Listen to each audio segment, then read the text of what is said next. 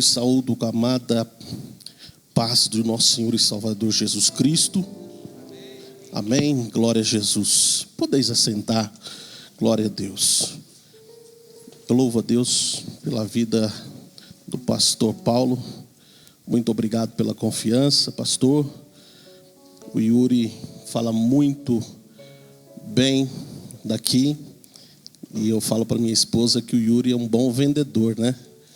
O Yuri fala tão bem que a gente fica com vontade de conhecer, né? A gente fica ansioso. Amém. Glórias a Deus. Glória a Jesus. E o Yuri tem falado muito desta igreja, desse povo alegre, esse povo feliz. E quando eu cheguei aqui, o irmão lá na porta que mediu nossa temperatura, um senhor carinhoso, e a gente já subiu alegre, e os irmãos vieram nos cumprimentando, e a gente sentindo a alegria do Espírito Santo de Deus. Eu me lembrei do meu pai. Meu pai pastoreou muitos anos em Guarulhos, onde o senhor também pastoreou muitos anos lá, né, pastor? Em Guarulhos, meu pai, eu não me lembro agora, eu sei que ele trabalhou nos dois setores, 19 e 49. Na época era o pastor Leonardo Garcia, meu pai era o pastor vice-presidente desse setor, e depois ele foi trabalhar com o pastor José Wellington Júnior. Foi dirigir a igreja do presidente Dutra, ficou durante muitos anos lá, e Deus abençoou grandemente. Depois, em 94, Deus nos mandou para Americana, e nós estamos até hoje lá. Meu pai está com 75 anos, jubilou, e eu, pela misericórdia de Deus, estou pastoreando uma congregação ali em Americana, e Deus tem nos abençoado. Sou um pastor novo, é a minha primeira congregação, tem 2 anos que a gente tem trabalhado para Jesus ali. Quero fazer lembrar também que a minha mãe se chama Abigail, né? Quando eu vim aqui pela primeira vez no casamento do Yuri e da Raíssa, e eu achei uma coisa muito bonita, viu, pastor? Muito carinhosa da sua parte. Eu nunca tinha visto um pastor fazer o casamento junto com a esposa. E eu achei tão lindo que eu fiz a minha esposa assumir uma responsabilidade. Quando nós fizermos o próximo casamento, ela vai ter que me ajudar. Eu achei muito bonito e muito emocionante. Foi um dos casamentos mais bonitos que eu pude estar presente e ver Deus agir de maneira gloriosa. Aquele casamento foi um casamento evangelístico, né? Tinha muitas pessoas, amigos da gente, que estava presente, que não serviam ao Senhor Jesus, e voltaram para casa cheio de Deus. E isso é maravilhoso. Glória a Jesus. E a nossa missão aqui na terra é pregar o evangelho. Aonde for, a todo tempo, nós pregamos a palavra de Deus. Glória a Jesus. Amados, eu gostaria de ler com os irmãos, sem mais delongas. Quero trazer também, não posso me esquecer disso, a saudação do meu pastor presidente, pastor Gerson, ao nosso pastor. Mandou um grande abraço para o senhor, tá bom? Glórias a Deus. Gostaria de ler, juntamente com os irmãos, 2 Coríntios. Confesso a vocês que eu estou bastante ansioso. As pernas tremem bastante, viu? A gente está acostumado a pregar na nossa congregação lá. E quando chega aqui, uma igreja grande, uma igreja linda, abençoada. Aí tem esse grupo de obreiros abençoados aqui, o pastor. A gente treme um pouquinho na base. Mas nós estamos debaixo da autoridade de Deus, né? E nós vamos pregar a palavra de Deus e não nossa. Glória a Jesus. 2 Coríntios capítulo 4. E o verso de número 7. Glórias a Deus. Versículo de número 7. 2 Coríntios capítulo 4, versículo de número 7. Diz assim: Temos, porém, esse tesouro em vasos de barro, para que a excelência do poder seja de Deus e não de nós. Em tudo somos atribulados, mas não angustiados, perplexos, mas não desanimados, perseguidos, mas não desamparados, abatidos, mas não destruídos, trazendo sempre por toda parte a mortificação do Senhor Jesus no nosso corpo, para que a vida de Jesus se manifeste também em nossos corpos. Glórias a Deus. Eu acho lindo essa passagem, onde o apóstolo Paulo está muito animado em pregar a palavra de Deus, entusiasmado, como sempre, um pregador do Evangelho. Em nenhum momento os açoites e as perseguições parou Paulo, mas nós vemos aqui também ele deixar bem claro que ele era um vaso de barro. Eu me recordo que no livro de Jeremias, no capítulo de número 18, Deus chama Jeremias e manda ele ir até a casa do oleiro.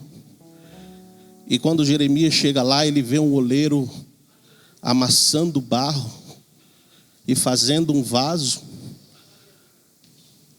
E aí Deus manda Jeremias observar bem o que o oleiro estava fazendo, e depois Deus fala para Jeremias assim: não poderia eu fazer com vocês assim como esse oleiro? Vocês são como vaso em minhas mãos, vaso de barro. E eu estava analisando essa mensagem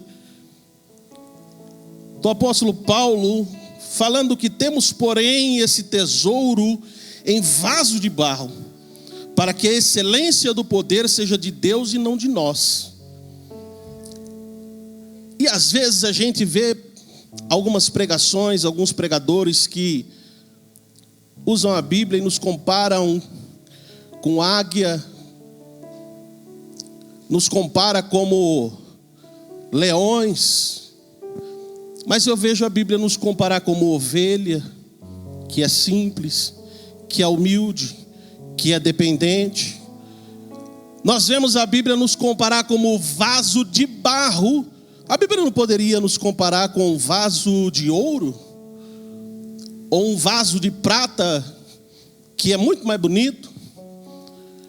A Bíblia não poderia nos comparar com um vaso de cristal? A Bíblia nos compara com um vaso de barro, porque o barro é algo que não tem valor.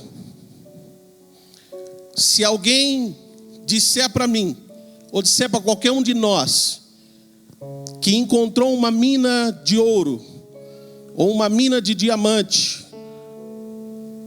ou um lugar, uma mina de prata, nós sairíamos correndo atrás dele e seguiríamos, porque nós ia querer, porque o ouro é caro. Mas barro nós encontramos em qualquer lugar, principalmente na sola do sapato da gente, não é? Barro. Se você sair para vender barro, você já faliu. Sabe o que eu estou enxergando nisso? E o que nós temos que enxergar? Quando Jesus, o apóstolo Paulo, usado pelo Espírito Santo de Deus, nos compara, ou se compara aqui como um vaso de barro, um vaso feito de barro, eu me enxergo e eu reconheço que eu não sou nada, e que eu não tenho valor algum. Pastor, o senhor está dizendo que nós não temos valor? Não. Nós não temos. Nós temos valor somente para Jesus, porque Ele nos comprou com seu precioso sangue. O único que dá valor para mim e para você se chama Jesus de Nazaré. Às vezes as pessoas pensam que o inimigo, ele está tentando te pegar porque acha que eu tenho valor. Ou muitas das vezes até eu posso achar que eu sou valoroso demais, que eu tenho muito valor. Posso achar que eu não sou um vaso de barro. Posso me achar que eu sou um vaso de ouro ou um vaso de diamante na casa do Senhor. Vou usar aqui uma comparação. Vou usar o Yuri e a Raíssa. Quando o Yuri chega em casa, pega um buquê de flores e entrega na mão da Raíssa. A Raíssa se alegra com aquele buquê de flores. E quando ela pega aquele buquê de flores, ela não o abandona em qualquer lugar. Ela rapidamente vai buscar um vaso. Pode ser simples o que for. O vasinho que estava lá no canto jogado. Aquele vaso que não servia para nada. Agora ele vai ter utilidade. Ele tem espaço e ele vai ser colocado as flores nele. E a partir do momento que foi colocado as flores dentro desse vaso, simples, de barro, muitas das vezes comprou lá no I99. Mas a hora que colocou a flor, colocou em cima da mesa, o ambiente fica bonito, o ambiente fica alegre. Você está compreendendo o que Deus está falando para você? O vaso de ouro, o vaso de diamante, o vaso de cristal não precisa de flor dentro dele, ele já se aparece. Mas o vaso simples, de barro, baratinho, como nós somos vasos simples de barro, somos caros para Jesus porque foi comprado com o precioso sangue dele. Quando o Espírito Santo de Deus é derramado sobre nós, aí nós temos valor. Não é o que está por fora, é o que está por dentro. Se você quer ter valor diante da presença do Senhor, você precisa estar cheio do Espírito Santo de Deus. Não adianta, irmão, eu me empetecar. Não adianta eu estar com a melhor roupa. Não adianta eu fazer aula de canto. Não adianta eu me preparar de tudo quanto é maneira e chegar na casa do Senhor para cantar bonito, para as pessoas verem que eu canto bonito, pregar bonito para as pessoas verem que eu prego bonito. Se eu não estiver cheio do Espírito Santo de Deus, não vai ter unção, não vai ter graça e não vai ter resultado espiritual.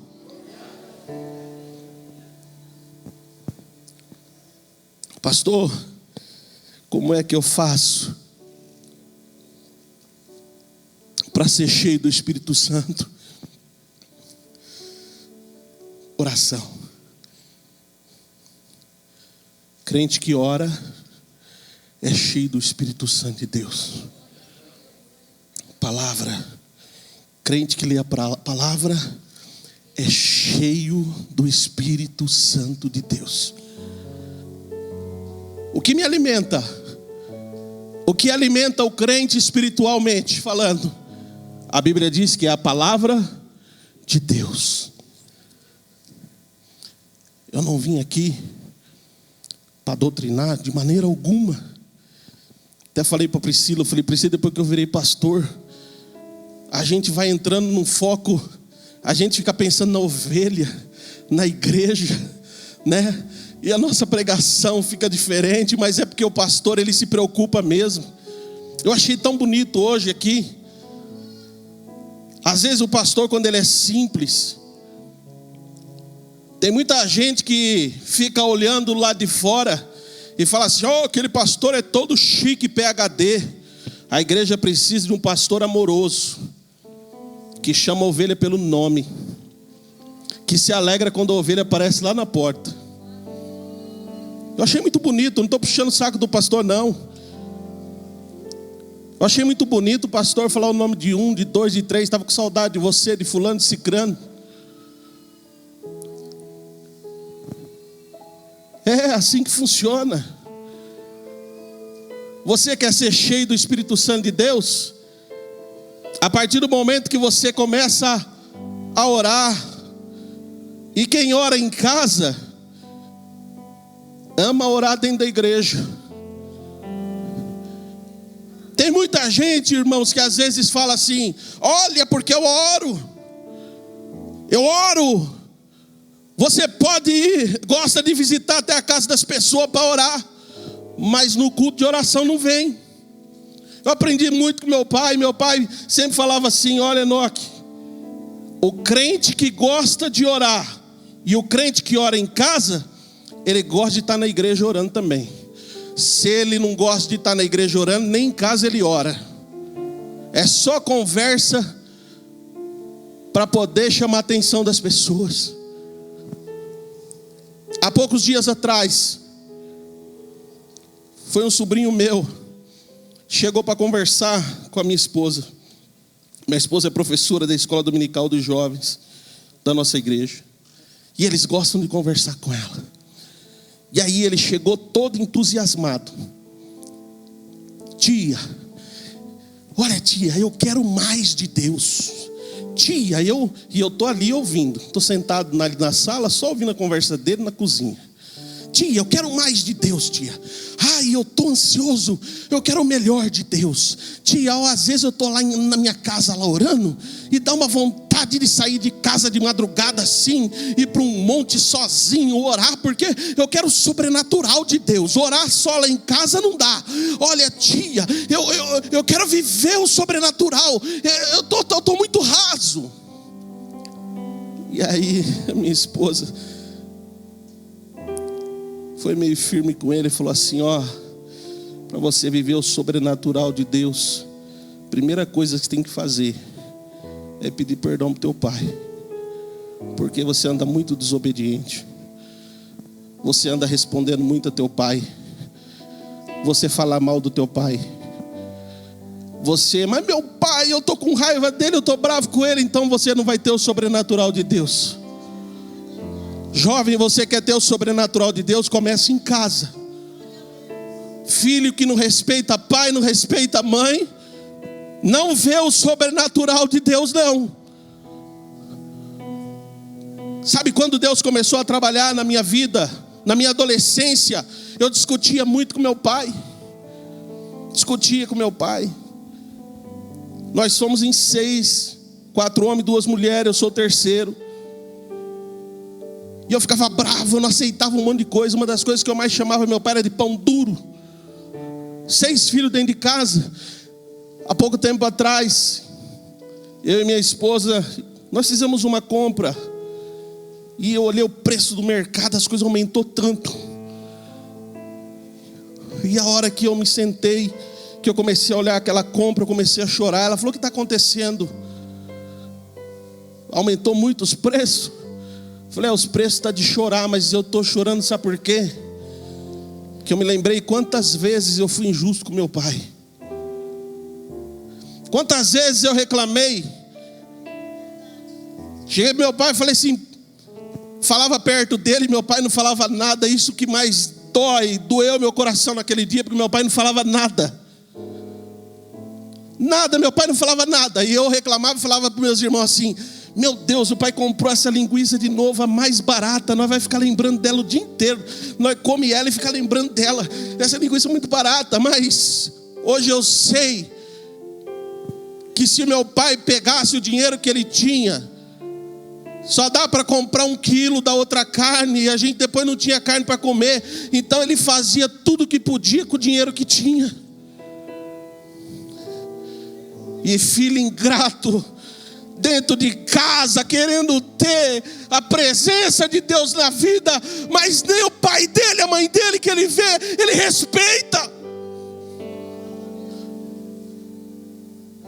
E a hora que vai trabalhar?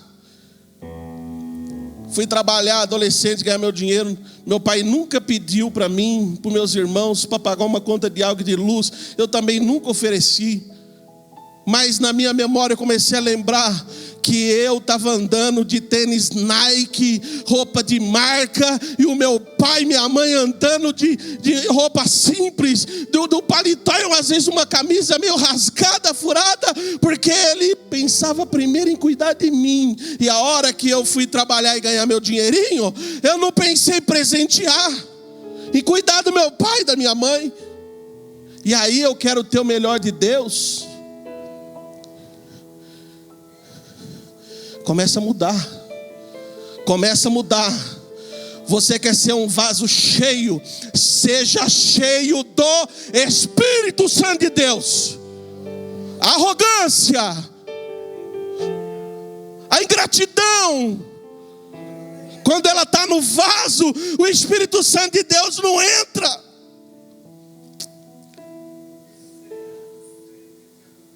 Quando eu comecei a namorar minha esposa é uma bênção. Não é porque está aqui, não. Pensa numa menina que só ia ela e a avó dela para a igreja desde criancinha. Pai desviado, mãe desviada, depois separaram. Teve uma história terrível. E ela indo para a igreja junto com a avó, permaneceu firme. E quando eu comecei a namorar com ela, filho de pastor, mas não frequentava a escola dominical. Filho de pastor, mas não orava. Gostava de cantar, gostava de pregar, mas eu era um ingrato. Era um vasinho aí de ouro, eu achava que era de ouro, um vasinho de prata que ficava brilhando em tudo quanto é lugar. Vaso vazio de Deus, só brilhava por fora. Mas aí comecei a namorar com ela, e a Priscila era frequentadora da oração, consagração, 7h30 da manhã na igreja, todo domingo. Quer namorar comigo? Me acompanha. Comecei para a consagração, escola dominical. E o Espírito Santo de Deus foi trabalhando, e eu fui aprendendo, e eu fui mudando. A arrogância começou a sair. A ingratidão começou a sair, o Espírito Santo de Deus começou a entrar. E a mudança começou a acontecer dentro de casa. Meu pai ficou impressionado. Meu Deus, esse menino mudou. Essa menina é uma bênção. Esse menino mudou. Está diferente agora. Porque eu chegava às vezes, eu tinha tirado carta, não tinha meu carro ainda.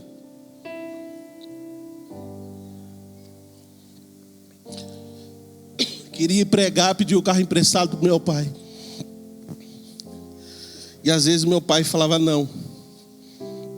Só que antes eu ficava bravo. E eu falava que ele estava empatando meu ministério. O senhor está empatando meu ministério. Está vendo? Eu não vou ser crente não. Dia que eu saí da igreja. E meu pai ficava só olhando para mim. Mas o dia que as coisas mudou, ô pai, eu vou pregar quarta-feira num trabalho. O senhor empresta o carro? Não. Tá bom, pai. Não tem problema. Obrigado. Fui pro meu quarto orar. Ô Jesus, eu não vou ligar para ninguém cancelando. Eu quero estar lá, Jesus. A minha alma está fervendo. Eu quero estar lá. Jesus, fala com meu pai, Jesus. Fala com meu pai, Jesus. E daqui a pouco meu pai está lá na porta. Pai, tô a chave do carro. Mas cuidado, hein? Valeu, pai. E aí, respeitar.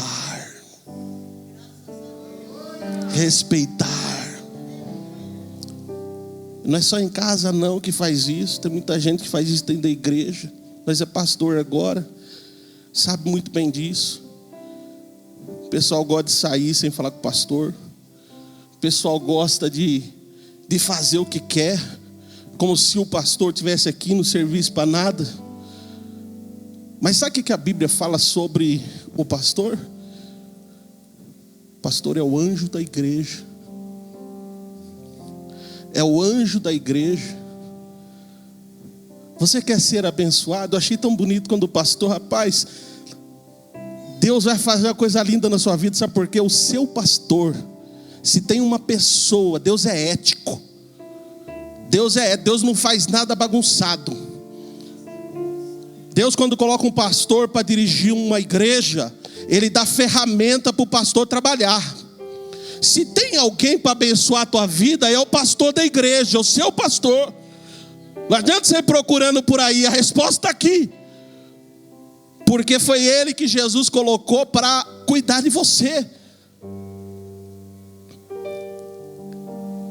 Sabe o que aconteceu comigo uma vez? Nós casamos, eu e a Pri. Os primeiros anos nós sofremos muito. Tomamos um golpe financeiro. Passamos uma dificuldade muito grande nos 2 primeiros anos. E também com a mãe dela. A mãe dela ficou viúva. Mudou a cabeça. E a Priscila sempre muito crente, muito firme. Ela não aceitava aquilo, ela orava. Não pode ser, minha mãe não pode ter mudado tanto, eu não estou reconhecendo. E ela chorava e ela orava. E aí a Priscila foi entrando, tendo uma crise de pânico. Porque sempre foi obediente, nunca confrontou a mãe. E sempre ali só em oração, sempre em oração. E aí ela começou a ter crise de pânico. A pressão começou a alterar, bagunçou tudo a pressão dela. E ela chegou, a gente querendo engravidar. E ela chegou, o médico falou assim: olha, você é uma bomba relógio. Sua pressão é toda estourada. Você não pode engravidar. Você vai morrer. Você é uma bomba relógio. E ela falou: meu Deus, minha vida foi tudo. Sempre E a vida, pressão sempre controlada, tudo certinho. Meu Deus, o que está acontecendo? E a Priscila ia dormir e falava assim: por favor, não dorme primeiro que eu não. Porque eu posso morrer. Eu posso morrer enquanto eu estiver dormindo. Se você dormir, eu vou morrer e você não vai ver. E eu falei: calma, meu bem, não vai acontecer nada com você. Não tenha calma. E um dia eu comentei isso com a igreja. Aprendi com meu pai. Falou: ô igreja, quem tem autoridade de Deus para cuidar de você é o teu pastor. Deus isso é ético. É igual 1 mais 1 é 2. Por favor, entenda a Bíblia. Nosso Deus não é Deus de bagunça, não. Deus não coloca um pastor para cuidar de você, para você correr atrás de outra pessoa, para orar, para fazer. Vem direto no pastor, porque ele vai ter ferramenta, porque Deus deu. Eu vivo isso, irmãos. Eu fui dirigir a igreja. E aí quando eu cheguei lá, a primeira pessoa que chegou, pastor, para mim, e chegou: pastor, tem um problema para o senhor resolver. A hora que contou para mim, eu fiz assim, por dentro: Jesus, misericórdia, eu não sei o que eu vou fazer. Me socorre agora, Jesus. Eu não sei, na hora o Espírito Santo de Deus. E eu fui lá e falei: ó, você faz assim, assim, assim, porque desse jeito. E a pessoa começou a chorar, e Deus operou um milagre ali na hora. E eu saí assim, eu falei: é verdade, o Senhor cumpre mesmo. O Senhor dá ferramenta mesmo. Na época que a Priscila estava assim, nós estávamos fazendo a reforma da igreja. E eu e a Priscila ajudava com os carnezinhos a gente que recebia. E aí eu fiz uma planilha para entregar. Toda segunda-feira eu levava uma planilha para o pastor no gabinete dele. E a Priscila ouviu eu falando aquilo. E ele falou assim: pois Jesus, é isso que eu vou fazer. Eu vou pedir para o meu pastor orar por mim. Ele tem ferramenta. E aí, meus irmãos, falou para mim: saindo lá no pastor? Eu falei: tô, leva eu. Eu falei: mas é uma reunião. Não, na hora que terminar, você me chama, eu vou ficar no carro esperando.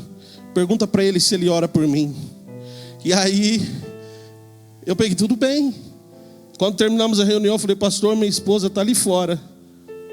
E aí, ela pediu, ela veio aqui porque ela queria que o senhor orasse por ela.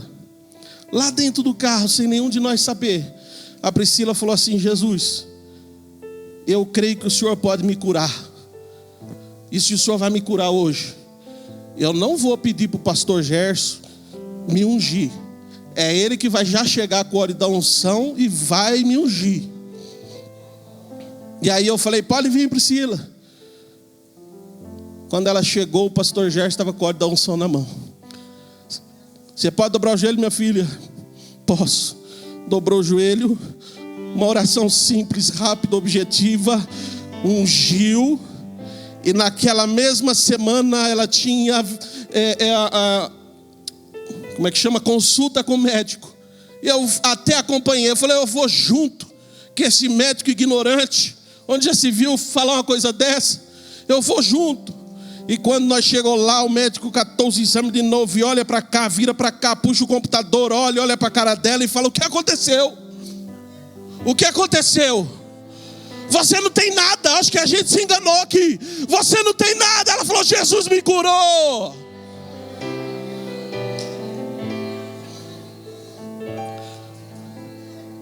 Não importa se você é simples, não importa se você é pequeno, não importa onde você mora, não importa a roupa que você veio, se foi ganhada, se foi emprestada, não importa o que está do lado de fora, o que importa é o que está do lado de dentro.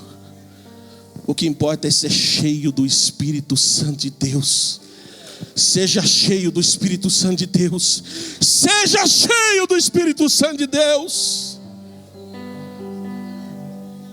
Vaso de barro. Vaso de barro. Ah, Deus quer mudar vidas aqui nesta noite.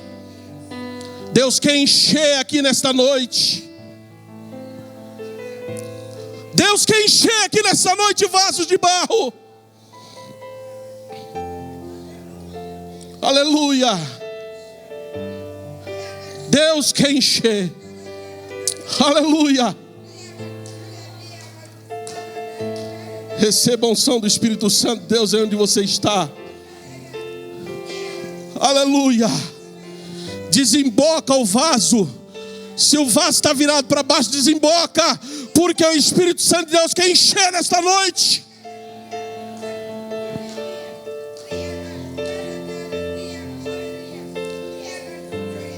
Deus quer mudança. Aleluia. Glória a Jesus.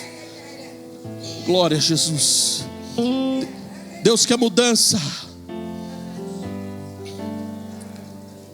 Aleluia.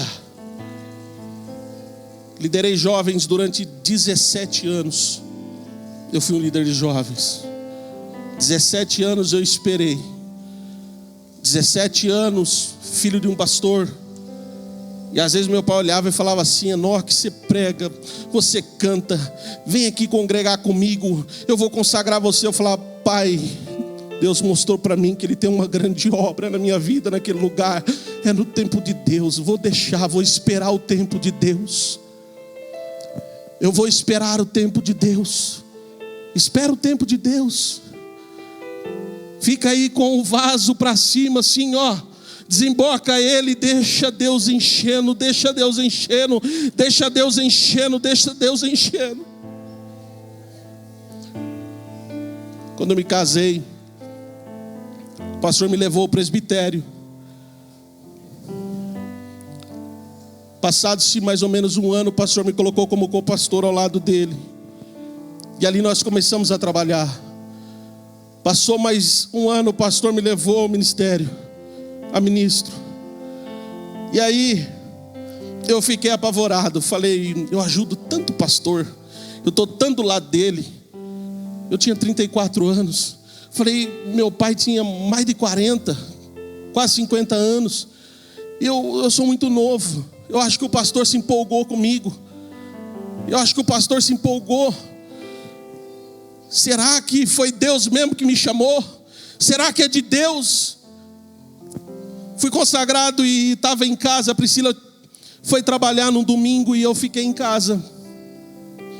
E ali eu orei a Deus com aquela angústia. Eu falei: eu vou fechar a porta da sala, vou dormir. Era no domingo, depois eu vou para o culto. De repente eu voltei para trás, abri a porta da sala. Passou 5 minutos, um rapaz bateu no portão. Eu fui até lá, ele falou assim: você me conhece, né? Eu falei: você é um rapaz que está sempre aí entregando folheto, evangelizando, né? Você ganhou meu irmão para Jesus, né? Ele falou: sim, sou amigo do seu irmão. Aí eu peguei e falei assim: legal. Mas que você queria falar comigo? Ele falou: sim, tem alguns dias que Deus está mandando eu falar com você, mas era para vir na hora certa e no dia certo. E Deus mandou eu vir hoje, agora, falar com você. Eu falei: então fala, se é de Deus pode falar. Ele falou: você não vai se lembrar. Você era um líder de jovens, você tinha acabado de assumir a liderança dos jovens. Eu falei: sim. E aí, ele falou: então, eu andava com o seu irmão mais novo, Eude, nós fumava maconha junto. Eu falei: é época difícil aquela. Ele falou: então, um dia eu fui na porta da tua casa, chamaram o Eude, e o Eude avisava e falava assim: ó, se meu pai sair para fora, meu pai vai ficar bravo com vocês. Se você desacatar meu pai, eu pego vocês depois. Mas naquele dia não foi seu pai que saiu, foi você. Eu falei: foi eu, foi. E você pegou, chegou para mim, pegou na minha mão e começou a falar de Jesus para mim. Depois você me deu um abraço, me convidou para ir um dia na igreja lá, conhecer o grupo de jovens. E aquilo lá mexeu comigo, porque eu nem lembrava mais quando eu tinha recebido o abraço de alguém. Eu senti uma alegria muito grande naquele momento. Quando o seu irmão chegou e falou: vamos ir fumar, ele falou: não vou mais, eu vou para casa. E ele foi para casa. Chegou na casa dele, ele contando isso para mim. Cheguei em casa, fui para o meu quarto, dobrei o joelho e falei assim: Deus, se o Senhor quer fazer tudo isso que o irmão do Eude falou para mim na minha vida, eu quero que o Senhor então faça com que todas as pessoas que eu tocar a mão, ou todas as pessoas que eu abraçar, sinta a mesma coisa que eu senti hoje. Eu quero que o Senhor mude a minha história, e eu quero pregar a tua palavra. E dobrado o joelho ali, ele se entregou para Jesus, dentro do quarto dele. E ele falou: agora eu vou pregar a palavra. Trabalhava numa empresa, sofreu um acidente, perdeu a visão de um olho.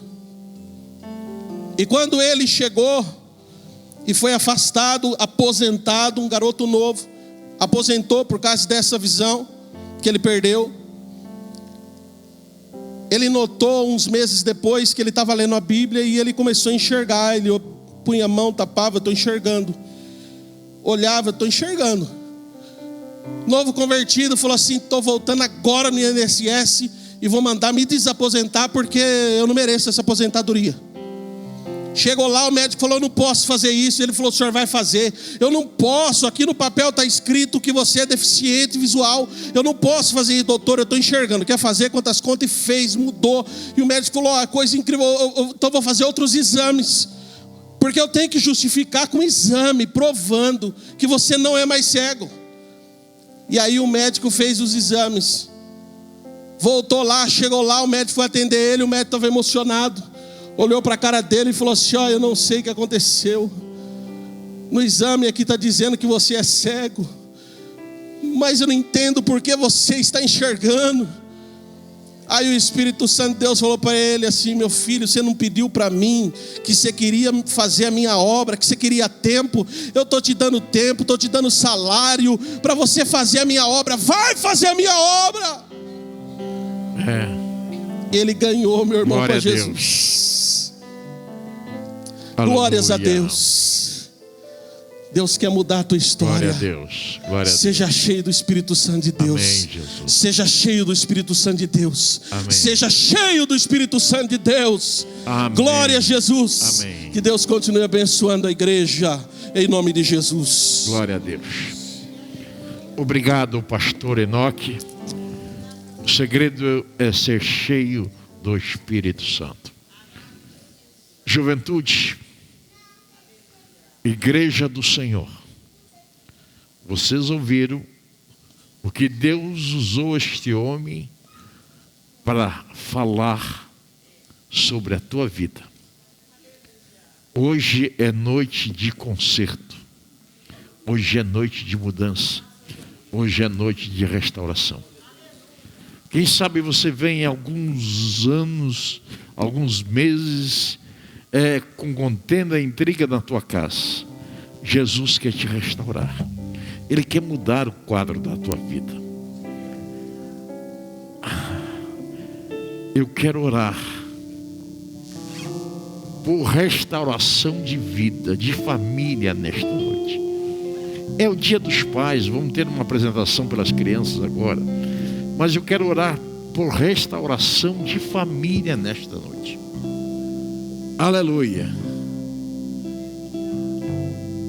O Espírito Santo levou a mensagem para um outro lado. E o Senhor quer restaurar a tua casa. A tua casa. A tua casa. O Senhor quer começar a fazer uma mudança gigante. Então eu quero que você saia do teu lugar. Não tenha vergonha não. É o Espírito Santo que vai restaurar a tua casa. Mudança é hoje. Vem aqui, em nome de Jesus. A igreja em pé, por favor. Venha. Restauração na sua casa. Pode vir. Oi. Restauração na sua casa. Venha, em nome de Jesus. Venha. É um milagre que Deus está fazendo. Pode vir. É mudança de vida. Venha. Venha. Deus está restaurando os alicerces da tua vida.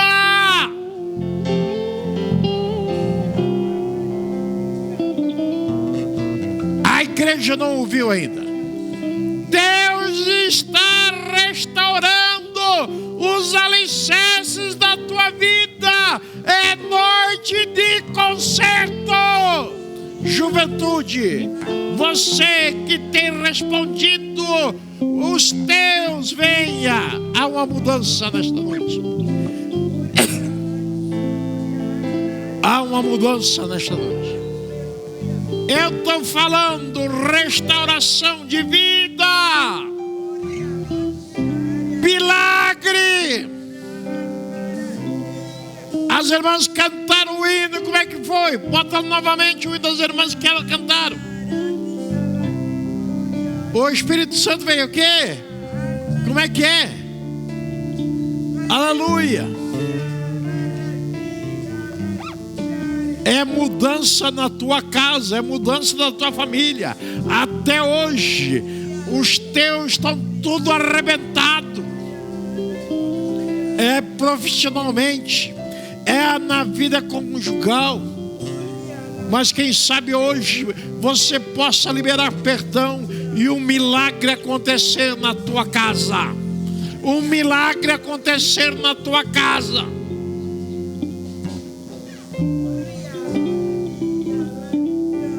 Eu vou orar, mas tem muita gente aqui que precisa de conserto. Muita gente que precisa de conserto. Pai querido, aqui estão os corajosos que tomaram a decisão de se consertar nesta noite. Mude o quadro, faça um milagre e restaure e dai a bênção em nome de Jesus. Amém. Receba um milagre. Ô moça, vem aqui. Você está aceitando Jesus hoje, né? Vem aqui, erga a mão para o céu. Aleluia. Vem aqui, Abigail, abraça essa moça aqui. Quem mais quer aceitar Jesus nesta noite? Quem mais? Jesus quer salvar. Essa moça está aceitando a Jesus nesta noite. Tem mais uma vida para Jesus nesta noite? Ô Elias, pega uma Bíblia lá, Elias. Elias, pega uma Bíblia lá embaixo, por favor. Não tem mais? Ah, vai chegar domingo que vem. Você vem buscar domingo que vem. Essa moça está passando por uma prova muito grande. Ela veio aqui e Deus usou o irmão Elias para abençoar a vida dela. Agora nós vamos orar. E Jesus vai salvar a vida dela e vai mudar todo o quadro da vida dela. Vai restaurar a sua vida. Pai querido, como é que é seu nome, filha? Isabela. Graziela Isabela. Aqui está Graziela Isabela, Senhor, com seu filhinho nos braços. Mãe solteira. Eu quero ver um milagre na vida dela agora, salvando ela, Senhor, libertando. mudando o quadro, suprindo as suas necessidades, em nome de Jesus. Salve ela, em nome de Jesus. Amém. Olha aqui. Uma Bíblia para você ler, tá? Deus te abençoe, filho. Firme com Cristo. Deus tem uma grande obra na tua vida. Uma grande obra. Ele te tira, aleluia. Ele te tira deste cativeiro hoje e muda o quadro da tua vida. Mais uma alma para Jesus. Mais uma alma para Jesus. Aleluia, vem aqui, meu filho. Aleluia. Vem aqui, aleluia. Há um milagre, há um milagre, há um milagre, há um milagre, há um milagre. Como é seu nome, filho? Oi. Cleiton. Edson, Jesus. Eu imponho as minhas mãos sobre o Edson e repreendo todo mal. Liberta ele. Liberta. Salve ele agora. Em nome de Jesus. Amém. Mais uma Bíblia ganhada aqui, ó. Ó, leia. Jesus tem um milagre na tua vida. Amém?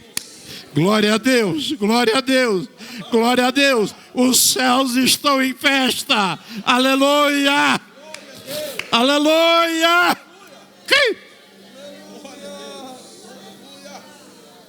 Aleluia. Há um milagre neste lugar. As irmãs cantaram: há um milagre neste lugar. Jesus, aleluia, está trazendo peixe novo. Ei, Deus.